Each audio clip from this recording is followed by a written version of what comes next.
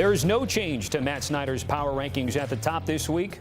Brewers continue to sit in the penthouse after the Fighting Pat Murphys lead Major League Baseball in wins. Mariners are the biggest risers, up 5 spots inside the top 10. Seattle trying to win its first division title since 2001. M's do lead the Astros by a game in the AL West. Sportsline giving Seattle a 72% chance to win the division, 95% chance at the playoffs. And right now, Rangers and Guardians would be on the outside looking in. All right, we've got Matt Snyder who puts our power rankings together, and Lewis Brinson to offer his thoughts, any agreements or disagreements per usual. But Matt, let's start with Toronto. We saw there in the AL playoff picture leading the division. I think some thought that they would trail off, tip off, fall off. It hasn't happened yet. What has stood out to you about this Blue Jays club? Yeah, things are really starting to look good for the playoffs, particularly in the rotation there. Kevin Gausman has a 2.02 ERA in his last 7 starts. Shane Bieber has mostly been very, very good since returning from his surgery. 30 strikeouts against 4 walks for him. So it looks like you might have 2 frontline starters there. The offense, of course, they do need Bo Bichette back from injury, but you've got Vladimir Guerrero there. They have a very well-rounded lineup. And how about George Springer? Man, he's never hit 300 before in his career. He's 35 years old right now. He's hitting 303 with 29 home runs. Unbelievable season from George Springer. I really, really like this team. I do believe that they are going to seal that AL East title here in the next next week or so. They have not won the East since 2015, and they've only won it 1 time since 1993. So it's a really cool story. And like I said, things are really starting to come together, and I like them a lot in the American League at large. Yeah, I'm with Matt here. I mean, the AL East is pretty much locked up with the Blue Jays at the head of it. But you think about the supporting cast, the Edison Bargers, the Tyler Heinemans, who caught that masterpiece by Gausman the other day. But you think about the Dalton Varshows, you think about the like I said, Heineman, the Nathan Lukes, the supporting cast. You got the Vladdies, you got the Bo Bichettes. Obviously, you got your aircraft carriers there, but you have that supporting cast, and I again agree with Matt here. You need those guys down the stretch. You need those guys to make a deep playoff run. They have the veteran leadership now where they were lacking in years prior, the experience. You have guys that have been there and done that, and George Springer and Max Scherzer. And now you add a Shane Bieber, who is doing his thing over there since coming back from injury. But you have guys that you can rely on off the bench, and you have guys that you can plug in alongside your superstars. Now, hopefully, Bo Bichette can come back and help out. And obviously, we see that Anthony Santander is getting some at-bats, so maybe he comes back and contributes down the stretch and into the playoffs. So we'll see. But I really do like this Blue Jays team, and I like them to go late in the playoffs. I like that naval reference, Lewis, by the way. If this holds and we get 3 Blue Jays who hit 300 or better, we got to look up the last time, especially at this day and age, which ball club has had 300 guys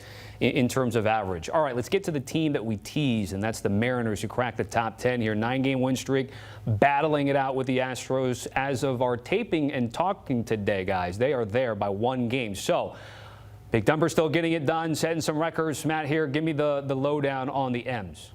Yeah, look, turnover's fun, right? Like, we've seen the same teams every year. That gets a little stale, that gets a little boring. The Astros have won in a full season the AL West every single year, starting with 2017 up through last year. So to get the Mariners to win it would be cool. They haven't even won the AL West since 2001.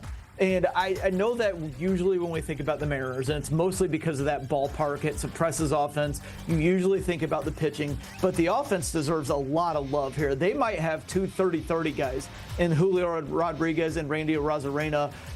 Cal Raleigh with the 54 home runs, tying Mickey Mantle for the most ever by a switch hitter with 115 RBIs as well. Really, a lot of love needs to be given to this Mariners offense, thriving despite playing in a ballpark that suppresses offense so greatly. It would be like the Rockies having an amazing pitching staff in Coors Field. So a lot of credit to the Mariners offense, and frankly, I hope they get it done. Like I said, turnover's fun. Yeah, absolutely. You think about a guy that's setting records like Kyle Raleigh this year. Guys get behind guys like that. That surges guys into a playoff run like the Mariners are being surged into right now. But you have that starting pitching staff as well. Brian Wu, George Kirby. I mean, these guys that we've been expecting, this young pitching staff that we've been expecting to kind of come into their own. for a while now. Now these guys are coming to their own. They're doing their thing. They're going 6+ innings. They're giving you 10+ strikeouts as you go out there. So I just think about the fullness of this team and the completeness of this team. Obviously, Julio Rodriguez being the superstar that he is, Cal Raleigh doing his thing, Randy Arozarena. Suarez hasn't even really contributed, and wait till he gets going. So I can't wait to see what he gets going and he starts contributing as well. Josh Naylor just being kind of a silent assassin off to the side there, but in the bullpen's been rock solid for them. So it kind of looks like they're going to win the AL West. They got a tough schedule coming up. You got the Astros have a big series coming up against the Texas Rangers, so that's going to be a head-to-head battle tonight. But I don't know, man. The Mariners look really good going into playoffs and leading the AL West. So exciting to see down the stretch what they can do. Yeah, it's been a fun season. That fan base is electric in terms of how they support that team. And if they can get another division banner to go with 0-1, that certainly would be nice for those folks up there. So we've talked about the table setters, certainly, but obviously the other chasers in that wild card race is certainly an interesting thing. And Lewis, I'm going to give you first word about a handful of teams within 5 games of the wild card race right now. How do you handicap it as we're talking today?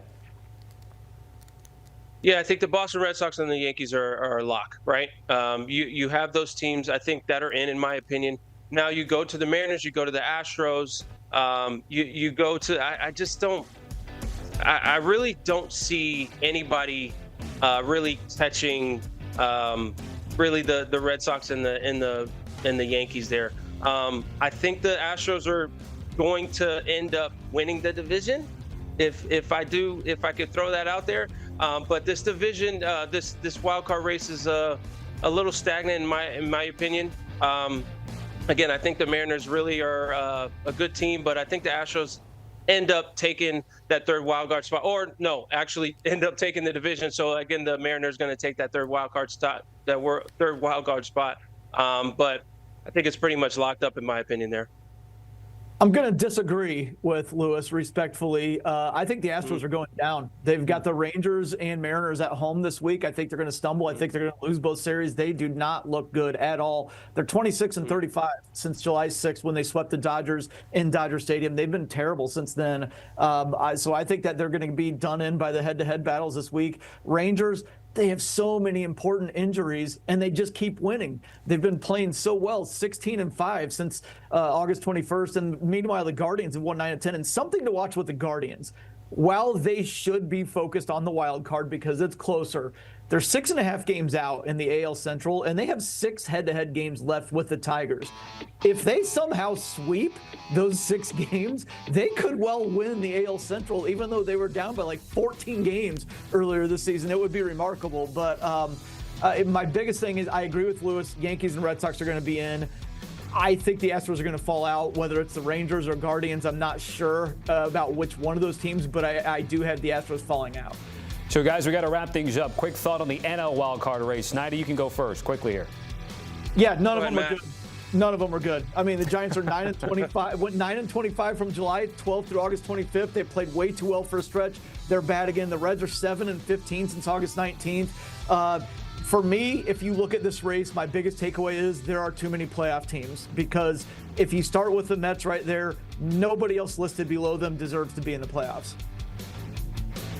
Yeah, I'm going to have to agree with Matt there. I mean, the Giants have to play the Dodgers, got to play the Diamondbacks again. I think the Reds are out of it. I think the Diamondbacks do have a good offense, but you see the rest of that schedule. It is a tough schedule coming up. Now, the Mets, we'll see if the Mets end up Metting. You know, it's just as simple as that. Pete Alonso ended up saving their season, I think, yesterday, kind of saving them yesterday with that big home run. But I think it's pretty much locked up. But we'll see if, we'll see if the Mets can hang on there. Again, I'm a little biased. Mets beating up on the Marlins a long time when I was with the Marlins. So we'll see if the Mets end up Metting. But ultimately, I think they'll be fine. And the other teams, I think, will lay in the weeds. But like Matt said, I don't think any of those kind of teams looking out on the outside in that really deserve to be in the playoffs at this point. Mets finally got off the schneid on Sunday. By the way, Sportsline, their predictive data model, does have the Mets 60% to make the playoffs as of today. Matt, certainly appreciate it. Lewis, thanks for chiming in. Check out that full list on CBSSports.com. You see the MLB games tonight. Phillies and Dodgers battle division leaders at Chavez Ravine with Rangers, Suarez, and Emmett Sheehan, your probables in that late game in L.A.